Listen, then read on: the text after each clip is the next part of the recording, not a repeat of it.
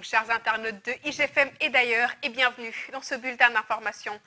Nous nous excusons d'avoir dû vous sevrer pendant plus d'une semaine. C'était dû aux besoins de la couverture du Grand Magal de Touba. Nous voici de retour du lundi au vendredi comme à l'accoutumée.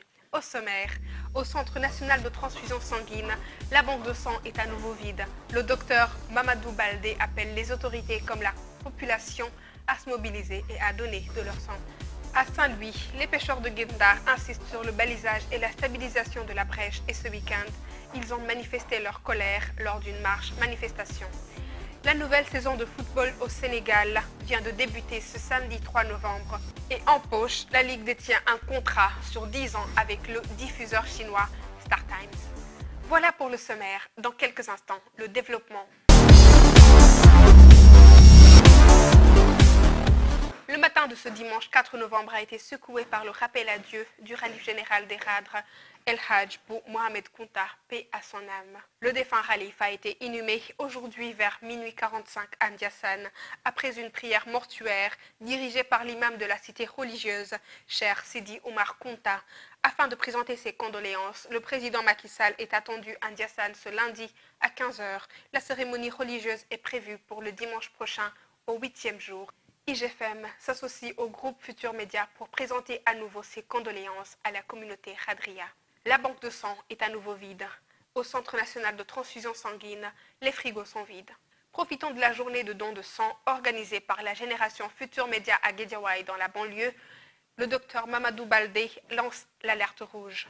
Avec la demande qui est pérenne, le docteur invite les autorités à mettre l'accent sur la sensibilisation et lance un appel vibrant à la population sénégalaise, car donner de son sang est très important, surtout qu'il y a des vies qui ne dépendent que de cela. À Saint-Louis, les pêcheurs de Guet-Ndar sont excédés.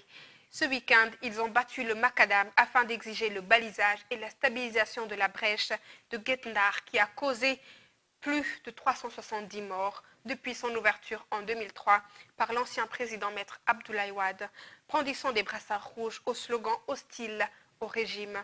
Plus d'un millier d'individus, dont plusieurs pêcheurs, à la place Faidherbe, lors d'une marche-manifestation, ont appelé à l'aide, une fois de plus, les autorités étatiques. Afin d'encourager les Sénégalais à consommer 100% local, la première édition du salon Made in Sénégal est lancée. L'esplanade du Monument de la Renaissance a accueilli cet événement du 2 au 4 novembre.